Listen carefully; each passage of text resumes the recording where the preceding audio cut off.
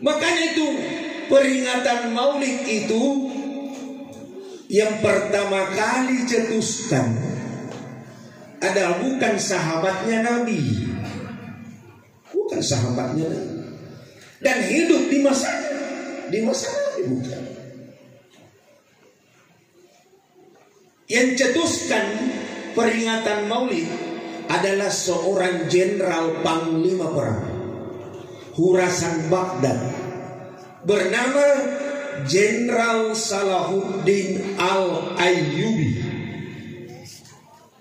Teman-teman, jangan lupa tonton terus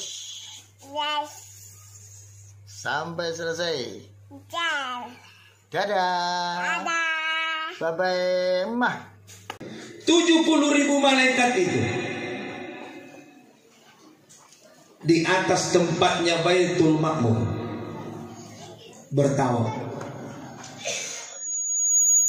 Dalam satu riwayat menjelaskan, ketika malam 27 Rajab tidak ada malaikat yang berada di atas Baitul Ma'mur. Semua turun pada Baitul Ka'bah. Hadirin ya siapa? Turun di Baitul Ka'bah untuk melakukan tawaf. Makanya itu tidak pernah kosong. Karena kapan kosong itu Baitullah, itu tanda-tanda akan kiamat. Jadi malam 27 Rajab itu tidak ada malaikat yang ada di atas Baitul Ma'mur. Semua berada di Baitul Ka'bah. Dan andai ada batu yang dijatuhkan dari Baitul Ma'mur, pas jatuhnya ke Baitul Ka'bah. Makanya Ka'bah itu disebut dengan pusarnya dunia. Pusarnya yang selurus langsung dengan Baitul Ma'mur, tempat tawafnya 70.000 malaikat. Malaikat yang keempat itu adalah malaikat Israil, malaikat Al-Maut, malaikat pencabut nyawa, berjanji kepada baginda Rasulullah Muhammad, aku akan memberi kemudahan kepada umatmu yang senantiasa bersalawat kepadamu, meskipun hanya 10 kali dalam sehari. Ketika dalam proses sakaratul maut, aku akan cabut nyawanya dengan penuh kemesraan, seperti aku lakukan pencabutan nyawa terhadap para nabi dan para syuhada. Begitu lembutnya dia akan cabut. Hadirin ya sahabat. Jadi orang yang mau dimudahkan dalam proses sakaratul maut, rajin bersalawat. Ketika kita mau dimudahkan dalam proses sakaratul maut kita. Hadirin yang saya hormati dan saya muliakan, tentu dengan peringatan Maulid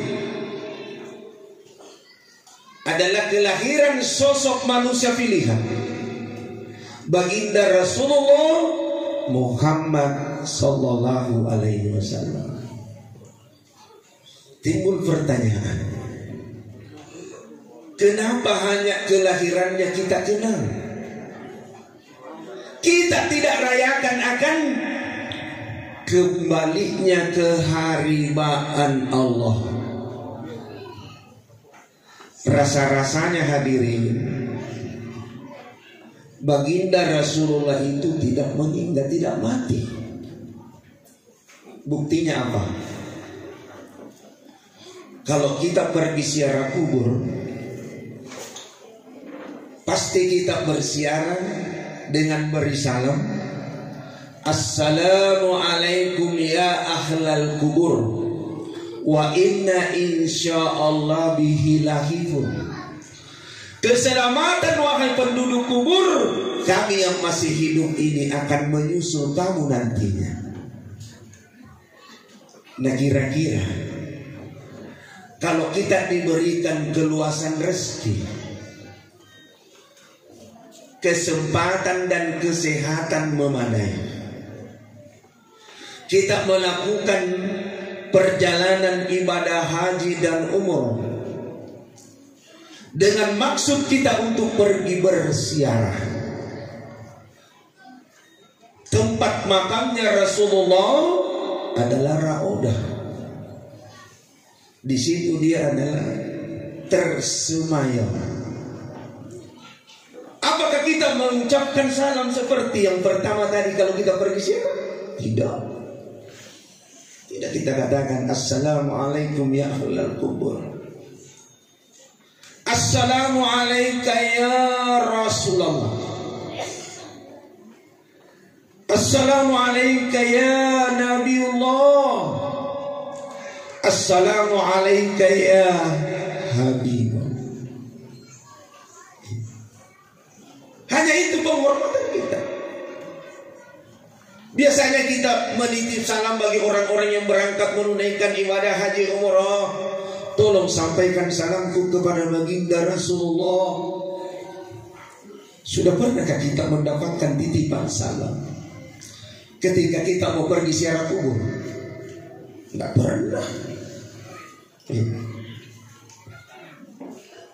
Kita biasa dapatkan titipan salam ketika kita mau menunaikan ibadah haji dan umrah dan berziarah ke makam Rasulullah Muhammad sallallahu alaihi wasallam. Yang kita kenang dengan kelahirannya, lahir di hari Senin. Dan juga kita kenang akan kembalinya keharibaan Allah, mangga, meninggalkan dunia fana, wafat, kembali ke haribaan Allah, itu pun di hari Senin. Jadi terangkum dalam kelahiran dan kembalinya dan kepulangannya. Hadirin yang saya hormati, dengan peringatan seperti ini terkadang banyak yang membid'ahkan. Bid'ah. Padahal ini adalah syiar Islam, bukan juga sunnah. Syiar Islam sebagai suatu tanda penghormatan sosok manusia pilihan yang kita akan dengan judul meneladani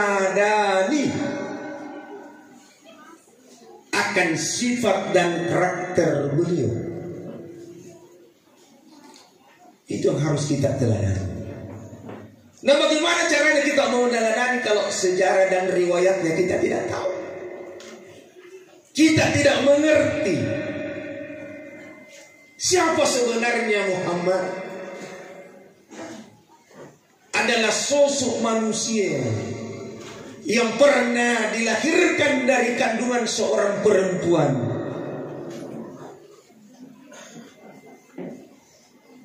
dan meninggal dikala usia 2 bulan dalam kandungan, meninggal bapaknya. Setelah 6 tahun kelahirannya, meninggal ibunya, dipelihara oleh kakeknya. Sepeninggal kakeknya, dipelihara oleh pamannya. Bagaimana sosok manusia yang ditinggal yatim, belum masa balik. Kita bisa membayangkan bagaimana ketika kita melihat anak-anak yang kecil yang sudah ditinggal pergi dari kedua orang tua. Terkadang bisa diseberangkan ke tempat maksiat, dalam artian tidak ada yang menyapu air matanya ketika dia menangis, tidak ada yang menyuapi ketika dia lapar, dan tidak ada yang memberi pakaian ketika dia telanjang. Itulah sosok manusia yang ditinggal pergi oleh kedua orang tua di kala masih kecil. Ketika kakeknya meninggal, diasuh oleh pamannya. Pamannya punya anak 11 orang, ditambah dengan ponakannya yang bernama Muhammad jadi satu lusin. Diajak pergi ya, mengembala, diajak berdagang. Ini yang perlu kita teladani akan kepribadian dan karakternya Rasulullah SAW. Kenapa dia mengembala? Tidak gembala unta, dia mengembala kambing karena diuji kesabarannya. Coba kita perhatikan, ketika ada orang yang mengembala sapi dan ada yang mengembala kambing, mana susah yang digembala? Sapi atau kambing? Kambing. Ya. Kalau sapi yang digembala mudah, unta juga seperti itu mudah. Tapi kalau kambing yang digembala, terkadang kalau kita pegang talinya, kita lari di bagian belakangnya, dia lari ke depan. Ya. Terbirit-birit. Ya. Kemudian kita ikuti arus terbirit-biritnya. Terkadang kita tahan, membalik dia. Ya. Inilah susahnya. Diuji kesabarannya. Kemudian kalau sapi kita gembala, bagaimana mudahnya? Ketika kita pegang talinya, kita di depan pasti dia itu dirinya siapa? Meneladani akan karakternya. Beliau adalah seorang pemimpin negara. Beliau adalah kepala rumah tangga. Beliau sebagai pemimpin dalam rumah tangganya. Beliau sebagai panglima perang. Ya. Makanya itu peringatan Maulid itu yang pertama kali cetuskan adalah bukan sahabatnya Nabi, bukan sahabatnya Nabi, dan hidup di masa Nabi bukan. Yang cetuskan peringatan Maulid adalah seorang jenderal panglima perang Khurasan Baghdad bernama Jenderal Salahuddin Al-Ayyubi. Ketika waktu itu melihat semangat umat Islam kendor dalam berjuang,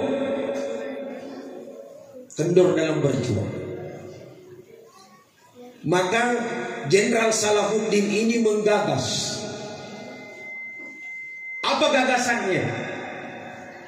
Dia buat sayembara,